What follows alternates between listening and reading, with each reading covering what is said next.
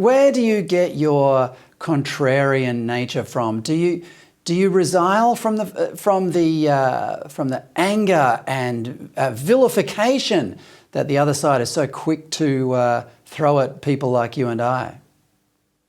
You know what? I don't know. I think I've just always had my own way of doing things, if that makes any sense. Ever since I was a little child, I've always been inherently suspicious of popular trends. Like, I hated the Spice Girls on principle because everyone else liked them when I was growing up, and because I didn't like their music when everyone else did, for genuine reasons. So I think it's just inherent in my nature. But in addition to that, I think conservatives, particularly those who are under 40, they just have an inherent curiosity and an inherent skepticism about things. And I think I became more and more conservative because I realized that things that were being presented to me didn't add up. And that really very much was in the context of feminism above anything else. You know, young women get browbeaten with that in their 20s.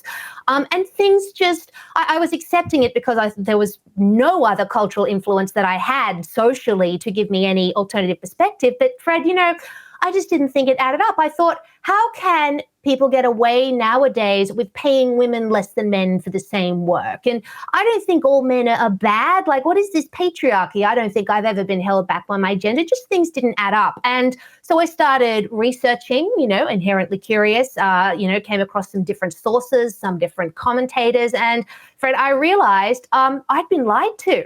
I literally just realized I'd been lied to. And when I realized that I could throw off the shackles of thinking I had to be this big feminist in my 20s, it was one of the most empowering moments of my life when I realized that I was not going to be held back in life because I'm a woman. And that made me furious. It made me furious, Fred, because I thought there are so many young women out there who are being lied to by these toxic women and made to feel bad about themselves and bad about their gender, like they can never succeed because somehow men run the universe. It is not true.